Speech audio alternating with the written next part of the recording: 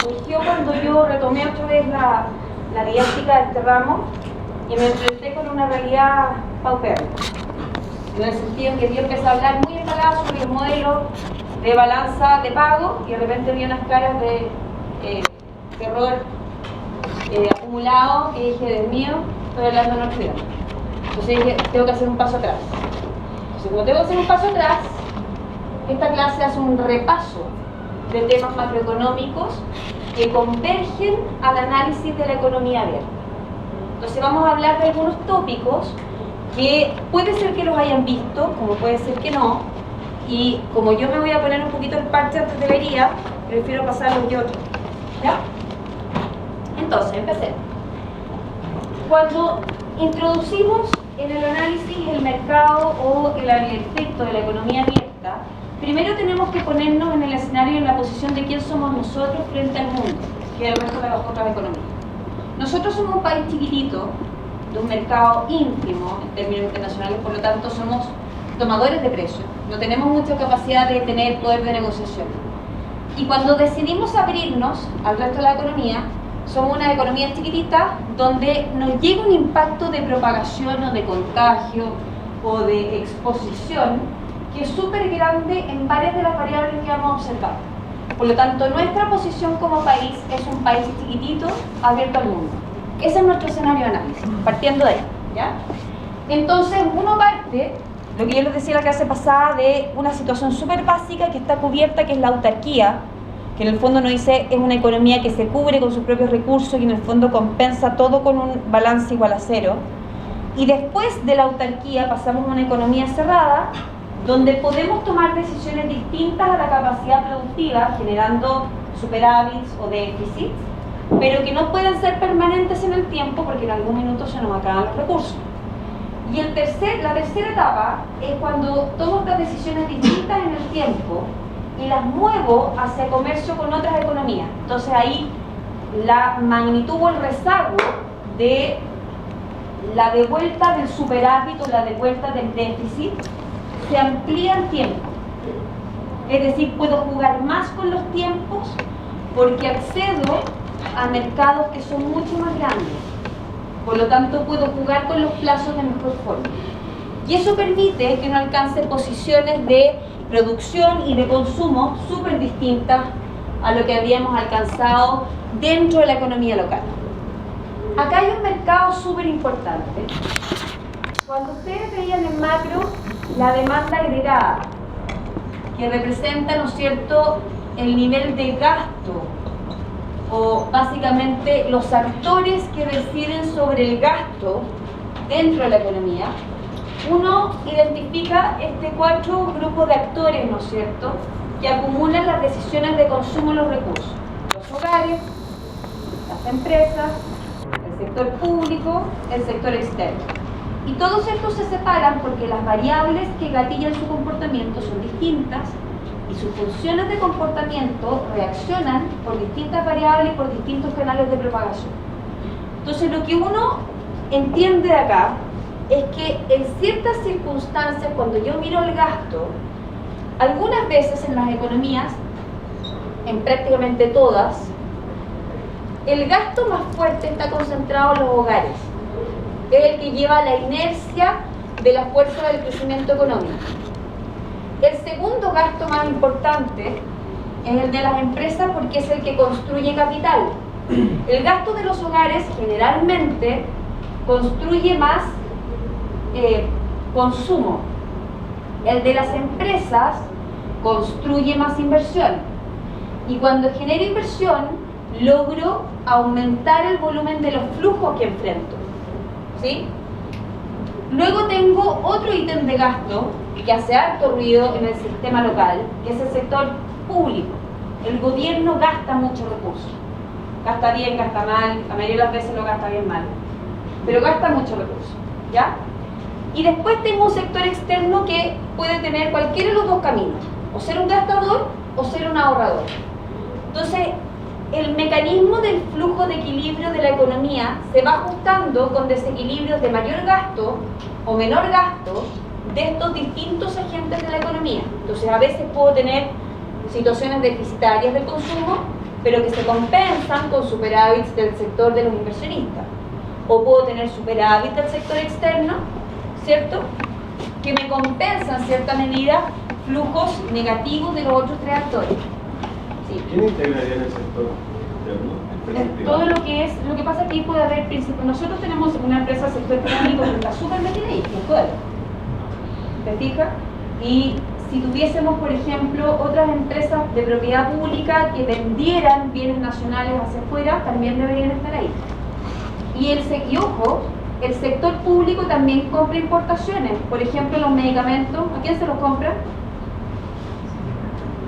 Nosotros no somos grandes productores farmacéuticos.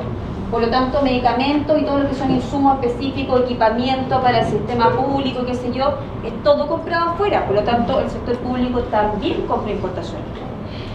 Y si uno se va a la producción de las empresas públicas, metro, ferrocarriles del Estado, puertos de no sé qué, el aeropuerto, qué sé yo, todas estas empresas también compran servicios y productos que son importados. Software, consultorías, maquinaria, construcción, etcétera, etcétera. Entonces, en el sector externo se maneja aparte, no porque sean actores diferencialmente distintos, pueden ser públicos o privados, pero lo que sí es claramente diferente es que las variables que determinan su comportamiento y las funciones que determinan el nivel de equilibrio que ellos alcanzan a tener se mueven por objetivos distintos y se mueven con capacidades de reacciones distintas. Tienen elasticidades distintas, tienen funciones de demanda y oferta distintas y tienen otro tipo de reacción respecto de la exposición externa. Yo les comentaba la clase pasada que Chile es un país que depende o que tiene una apertura comercial significativa. Para nosotros, el sector externo contribuye casi como en un 30% del Producto Interno Bruto. A diferencia, por ejemplo, si lo pongo en contexto, de Estados Unidos. Estados Unidos es una economía 100 veces más que nosotros, más. Y ellos solamente explican el 12%, si es que no es menos, de su Producto Interno Bruto con el sector externo. O sea, ellos, su producto está explicado por su capacidad interna de producción, no por lo que traen de afuera. Nosotros tenemos un tercio de lo que hacemos externo. Entonces se nos cae el mundo, se nos cayó 30% de la producción, ¿me entiendes? Por eso estamos tan expuestos cuando cambian los precios internacionales de los productos que vendemos, estamos expuestos a distintos niveles de vaivenes o vulnerabilidades o volatilidades en los precios de los variables nominales principalmente. Pues ya me voy a meter ahí. ¿Por qué les planteo esto? Porque eso es un equilibrio básico de estructura económica que de alguna manera converge de manera súper interesante, ¿verdad?, en un mercado que se llama el mercado de los fondos prestables. ¿Qué mercado es ese? Ese mercado de alguna manera define algún tipo de rendimiento doméstico y refleja movimientos o posiciones de los volúmenes de inversión y ahorro agregados para determinar domésticamente cuál es un precio que equilibra este mercado. Entonces voy a tener dentro de la economía un volumen de ahorro que se comporta súper inelástico. ¿Por qué? Aquí yo siempre hago un pequeño juego con ustedes, con los alumnos. Les voy a plantear lo siguiente. ¿Cuántos de ustedes ahorran en forma adicional a lo que les rebajan de las imposiciones a la AFP? Levanten sus manos. ¿Usted ahorra? ¿Quién más ahorra? ¿Usted ahorra? ¿Usted ahorra? ¿Por dónde? ¿Quién no ahorra? Yo también ahorro. Usted ahorra. Muy bien. No quiero que me cuenten cifras. Esto es una proyección. ¿Cuánto es lo que más o menos en porcentaje ahorras adicionalmente respecto de lo que imponen por la AFP? En porcentaje. 10%, 5%, 20%. Muy bien. Ahí aquí ahorran un 20%. ¿Usted cuánto ahorra? 10%. Muy bien. Pero acá usted también ahorra. Un ¿Cuánto? 25%. Muy bien, 25%. ¿Tú también ahorras bien? ¿Cuánto? ¿Cuánto le exigen a ese volumen adicional de ahorro? ¿Cuánto es el retorno? ¿Por qué deciden ahorrar adicionalmente? ¿Cuánto les entrega en términos de retorno promedio, a diferencia de la AFP? cuánto le entrega como rendimiento la AFP.